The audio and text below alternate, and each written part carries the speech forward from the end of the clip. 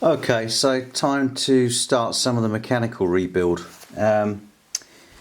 Obviously we've got this loose, we've got to change the pinch roller, change this bearing, change that bearing, and also I noticed that the solenoid, when it brings the pinch roller in, it doesn't really return very well, so that whole arm probably needs lubricating and cleaning up as well. Okay, so you need to take the pinch roller off the other side. There's a lot of gunk and crap on that for a start, but I've got a new one from EcoFix, so that'll be fine. There's a circlip to take off that shaft there. There's 4 mounting screws underneath, which you get to from the other side, and then the whole thing just lifts off like that. And again, there's a lot of sticky, oily gunk all around this shaft here and that, so we'll clean all this up and put some fresh oil on, and hopefully the whole thing will be a lot freer. Okay, that's all cleaned up and lubricated with some light machine oil, and that's nice and snappy now. This is the old pinch roller, looking worn out and a bit hard. This is what comes from EcoFix, nice green one. I've already cleaned this off with isopropyl alcohol. I'm going to put a little bit of light machine oil around the shaft.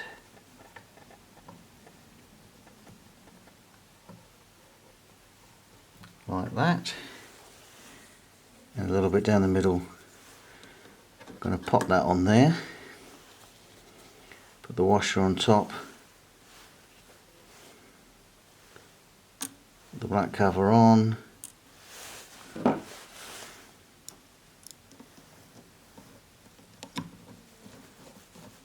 Screw that down, not too hard.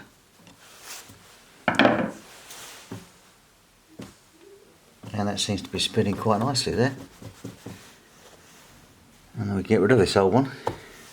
Under here, these are the 4 screws for the solenoid to sit on. And if you loosen those off,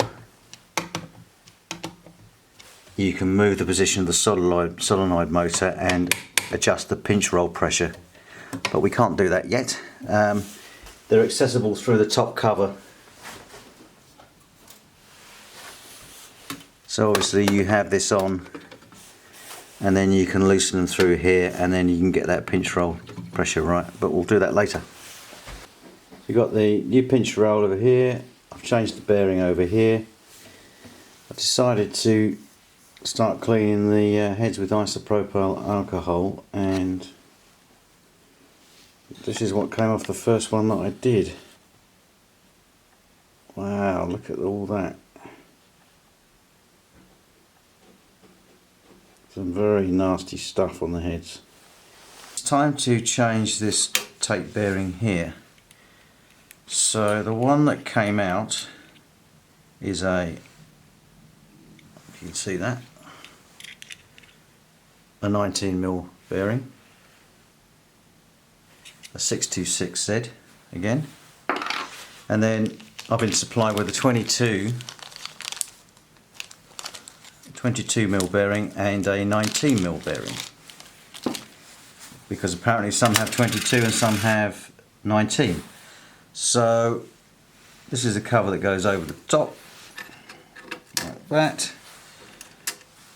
and I looked at that and I thought, oh okay, I must have a 22mm bearing, but no, I've got the 19, and the centerpiece that goes down the middle is 6mm, and the hole up the middle of the 19mm bearing is 6mm, and the hole up the middle of the 22mm bearing is more like 7mm. So it's obviously not the 22. I'm supposed to have a 19mm in here, and that's supposed to go in the middle. And then from EcoFix in Australia, we've got 2 different tape tensions. ones, and you can see the difference now. You've got one's thinner than the other. That's because the thinner one is supposed to go on the 19mm bearing, you can see that fits there, and the wider one is for the wider 22mm bearing. So we don't need the 22mm bearing, and we don't need the wider tape tension arm. We need the narrower one with the 19mm bearing. And here's the final proof. When I take my original tape tension arm off, you can see that it is identical to the 19mm one that's supplied. And the original, the new one, straight from EcoFix, and look what somebody's done to my one. Wow, that's exactly what you're told not to do. Never bend it. Anyway, let's throw that in the bin and carry on.